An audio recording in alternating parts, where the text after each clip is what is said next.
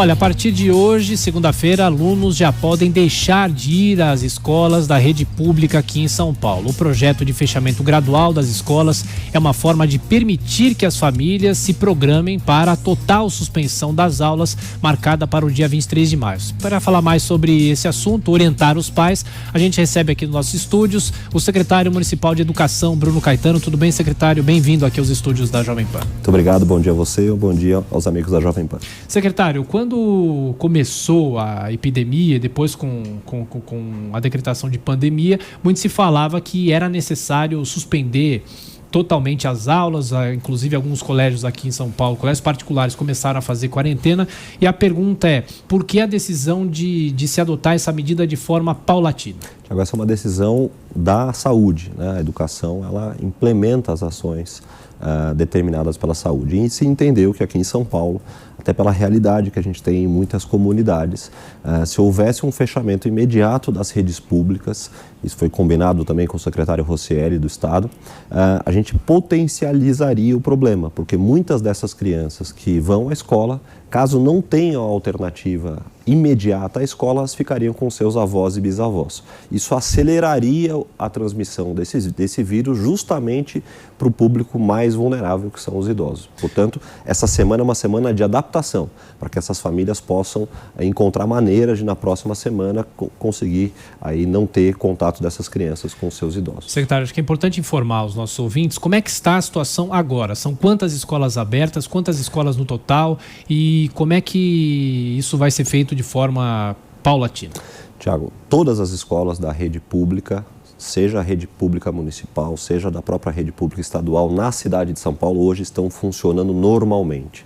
E assim será pelos próximos 5 dias, até sexta-feira, né? Então, as escolas funcionarão. A recomendação é para que aquelas famílias que já hoje têm condição de ficar com seus filhos em casa, mantendo esses filhos afastados dos idosos, que assim o façam. Não levem as crianças para a escola, até porque nessa semana a gente vai ter um período de flexibilização das atividades, ninguém vai tomar falta, não vai haver nenhum tipo de prova ou avaliação que venha prejudicar o desempenho acadêmico dessas crianças. E dentro das escolas, quais são as precauções que vêm sendo adotadas? A gente já tem feito um grande esforço de conscientização dessas crianças, de preparação dessas crianças para os bons hábitos de higiene, e aí tem uma vantagem adicional. As crianças são responsáveis por mudanças de comportamento nas suas famílias.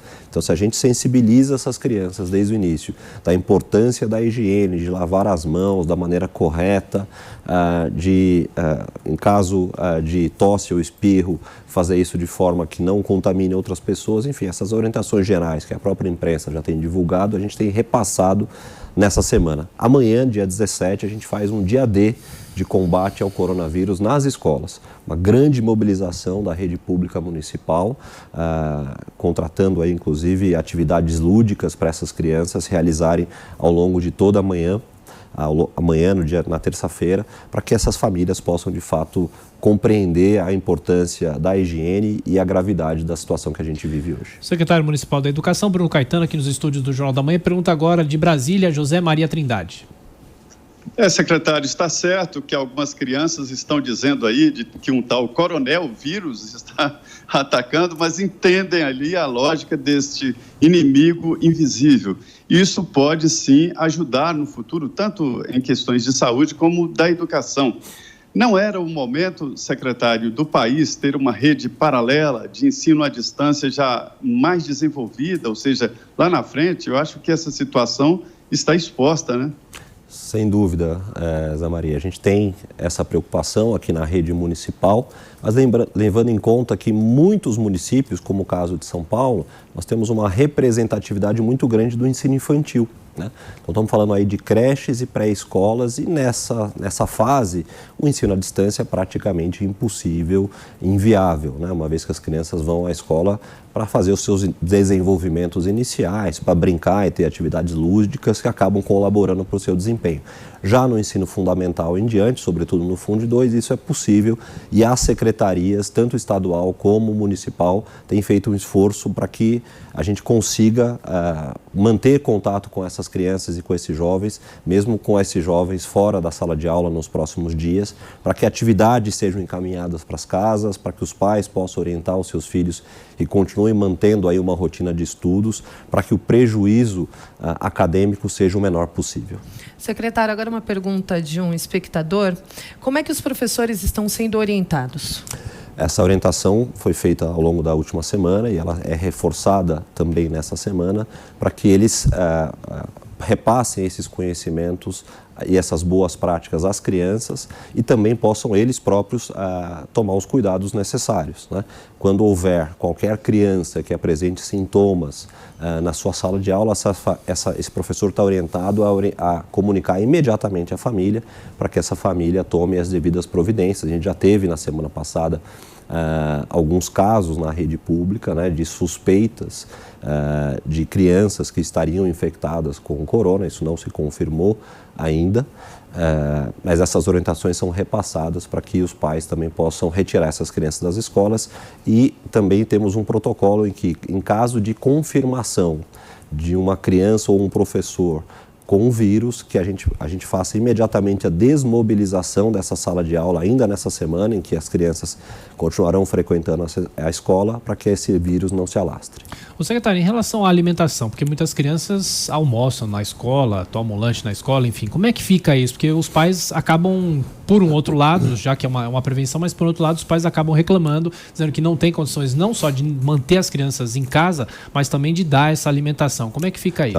A Secretaria Municipal e a Secretaria Estadual estudam essa questão ao longo dessa semana, que é justamente o prazo que a gente deu para as famílias se adaptarem. A própria Secretaria e o Poder Público vai se adaptar durante essa semana. A gente está sensível a esse problema. Entendemos que, num primeiro momento, a solução adotada por outras redes, inclusive fora da cidade de São Paulo, não é a mais adequada do ponto de vista de saúde pública, né? Algumas redes decidiram abrir as escolas para que as crianças possam frequentar na hora do almoço, mas isso acaba fazendo com que essas crianças tenham que se deslocar, criando a mesma concentração de pessoas que a gente tanto quer evitar nesses próximos dias. Então, a Secretaria estuda nessa semana alternativas de fornecimento de alimentos para essas crianças, mas para que elas não frequentem as escolas, porque senão não faz sentido você suspender as aulas e depois abrir as escolas somente para merenda. E servidores com mais de 60 anos? Também.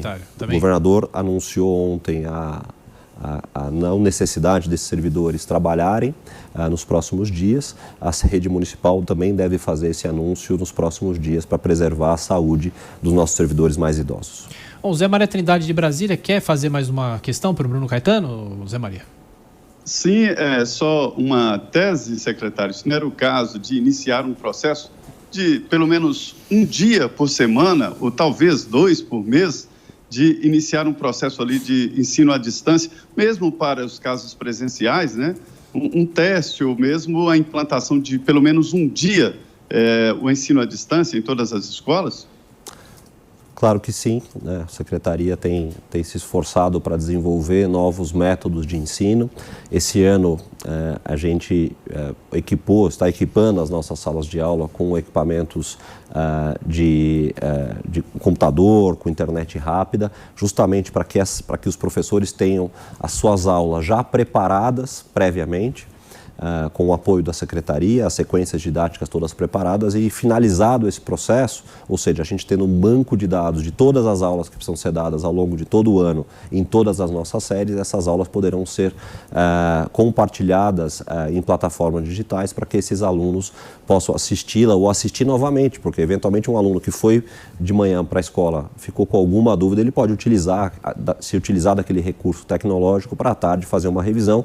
Essa plataforma está sendo construída esse ano pela Secretaria Municipal de Educação e a gente espera disponibilizá-la nas próximas semanas para que a gente eventualmente utilize essa plataforma já como alternativa às aulas nesse momento de fechamento das escolas. Secretário, estamos caminhando para o final aqui da nossa conversa, mas de qualquer forma, é muito cedo saber ainda qual vai ser a dimensão de tudo isso, de quanto tempo que os alunos terão de ficar afastados das escolas.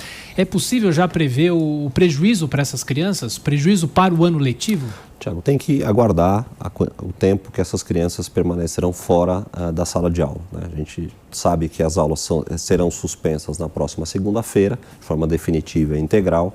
Não sabemos o momento ainda que essas aulas retornarão. É claro que há um prejuízo inegável acadêmico, mas nesse primeiro momento a gente tem que cuidar da saúde das pessoas.